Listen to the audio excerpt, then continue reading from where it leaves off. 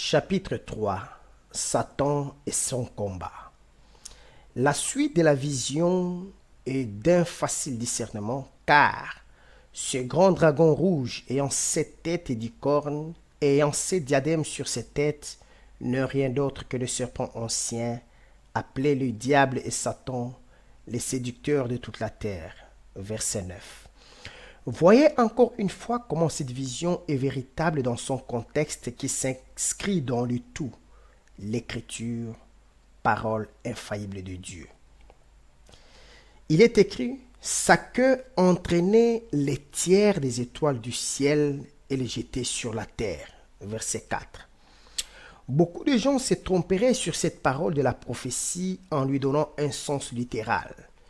Il est cependant important que toute interprétation s'encadre parfaitement avec les restes de la parole. Dans le cas contraire, cela ne saurait refléter la vérité, même sans mauvaise intention. Avant de penser à une catastrophe naturelle, voyons voir une chose. Cette première phase du combat de Satan contre l'Église, représentée par la femme, a lieu avant l'enlèvement de l'épouse.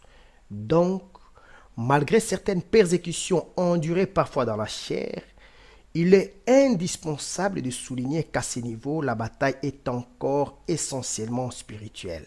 Éphésiens chapitre 6 verset 12. C'est donc contre les ruses du diable dans le moyen de séduction, car jusqu'à ce jour, Satan se manifeste encore en séducteur par l'esprit du faux prophète, comme nous l'enseigne le verset 9, que l'Église combat. Et à propos de cette séduction, le Seigneur avertit les disciples en ce sens en Matthieu 24. Prenez garde que personne ne vous séduise, car plusieurs viendront en mon nom et ils séduiront beaucoup de gens. Vous entendrez parler de guerre et des bruits de guerre. Gardez-vous d'être troublés, car il faut que ces choses arrivent.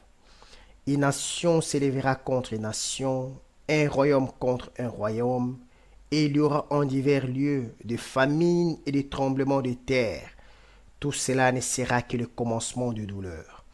Voyez comment cette prophétie s'accomplit parfaitement en cette heure où nous vivons, Apocalypse 12.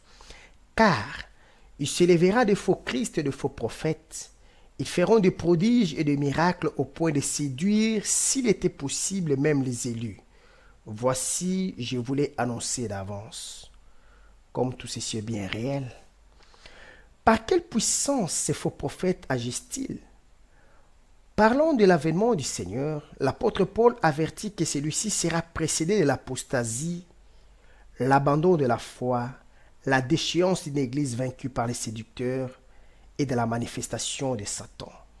Avec toutes sortes de miracles, des signes et des prodiges mensongers, et avec toutes les séductions, le monde revient encore de l'iniquité pour ceux qui périssent, n'ayant pas reçu l'amour de la vérité pour être sauvés. 2 Thessaloniciens chapitre 2 versets 1 à 10. C'est de cela qu'il s'agit ici en Apocalypse 12, 4. Satan est le prince de la puissance de l'air et combat dans le lieu céleste. Il a séduit toute la terre et l'a entraîné dans des guerres et par la puissance de l'iniquité, dans divers maux dont il souffre l'humanité en ces jours.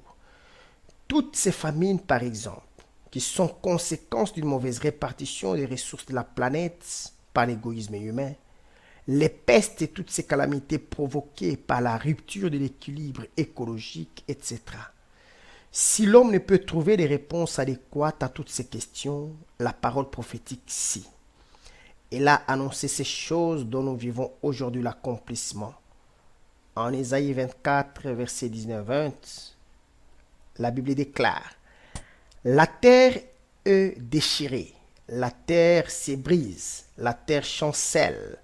La terre chancelle comme un homme ivre, elle vacille comme une cabane. Son péché pèse sur elle, elle tombe et ne se relève plus. » Qui trouve à redire? Qui peut annoncer de telles choses à l'avance et sa parole s'accomplit infailliblement? À quoi servent désormais ces sacrifices insensés que les religions des hommes imposent à leurs adeptes dans le but de rechercher des solutions visant à faire changer Dieu d'avis? Se contredirait-il? Voici, il est écrit, c'est une prophétie dont le temps est déjà fixé. Elle marche vers son terme. Elle ne mentira pas. Elle s'accomplira certainement. Habakkuk chapitre 2 verset 3. Voici ce que je vous dis en rapport à ceci. Cessez de marcher contre les desseins de Dieu. Alignez-vous et soumettez-vous à sa volonté toute puissante, ou alors mourrez dans votre péché. C'est lui de n'avoir pas cru en la parole qui nous annonce ces choses.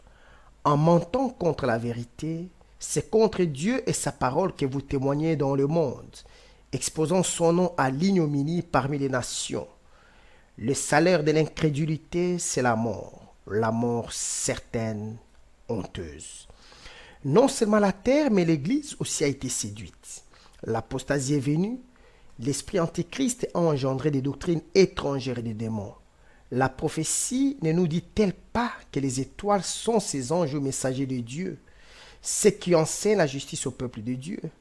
Pourtant, il est ici spécifié que la queue du grand dragon, Satan, qui est lui-même appelé astre ou étoile brillante, Ésaïe chapitre 14 verset 12, a entraîné les tiers des étoiles du ciel et les a jetées sur la terre.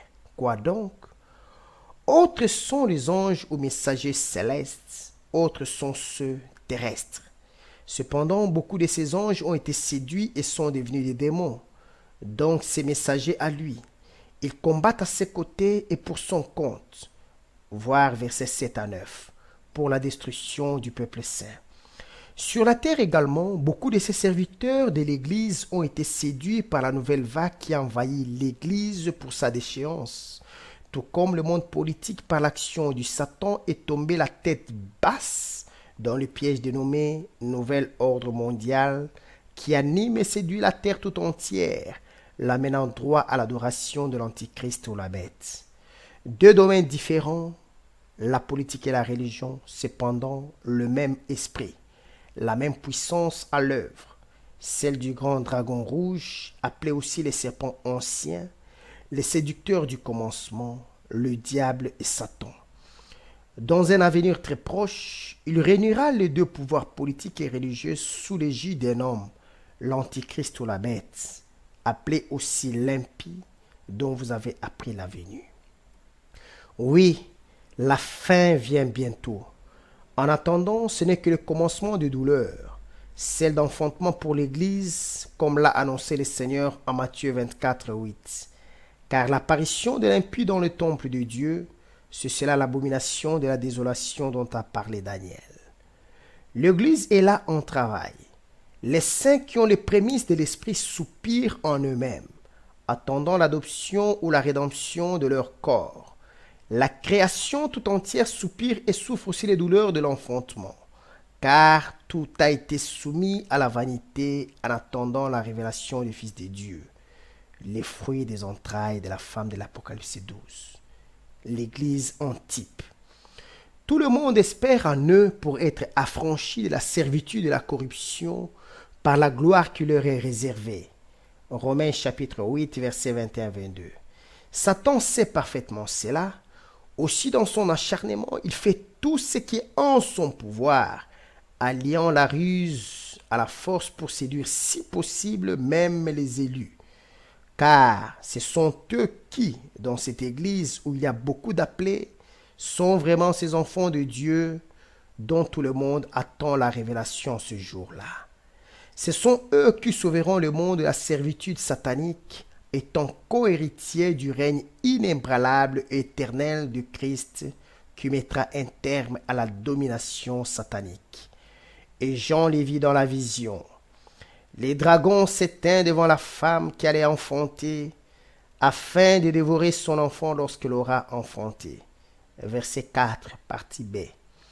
Pierre aussi a vu la même chose, exactement la même chose que Jean quand il s'écria.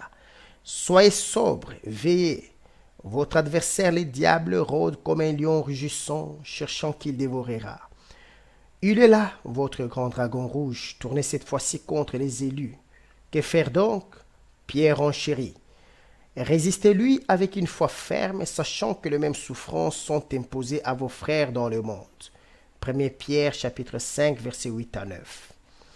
Comme tout ceci est beau et parfaitement vrai, dans des circonstances différentes de temps et de lieu, chacun selon le langage que lui concédait l'Esprit pour connaître ces choses et les transmettre à l'Église, tous ces serviteurs de Dieu ont exactement enseigné la même chose. C'est par là que nous savons que leur témoignage est la parole de Dieu, donc digne de foi. Et nous avons cru, aussi nous parlons comme eux, et résister lui avec une foi ferme. C'est malgré les souffrances qu'il nous fait endurer, souffrances passagères bien sûr, qui ne peuvent en rien égaler la gloire qui nous est réservée. Ça c'est pour les élus. Ceux-là qui ont reçu l'amour de la vérité pour être sauvés, aussi est-il dit dans la suite. Ils, les élus, l'ont vaincu à cause du sang de l'agneau et à cause de la parole de leur témoignage. Et ils n'ont pas aimé leur vie jusqu'à craindre la mort. Verset 11. C'est au plus fort de cette tristesse que l'époux vient chercher sa fidèle épouse, la Vierge pure son corps. En vérité, je vous dis, vous pleurerez et vous vous lamenterez, et le monde se réjouira. Vous serez dans la tristesse, mais votre tristesse se changera en joie. La femme, lorsqu'elle enfante, éprouve de la tristesse, parce que son heure est venue. Mais lorsqu'elle a donné le jour à l'enfant, elle ne se souvient plus de la souffrance, à cause de la joie qu'elle a de ce qu'un homme est né dans le monde. Vous donc aussi, vous êtes maintenant dans la tristesse, mais je vous reverrai, et votre cœur se réjouira, et nul ne vous ravira votre joie. Jean chapitre 16, 20 à 22. Parole du Seigneur. Alléluia.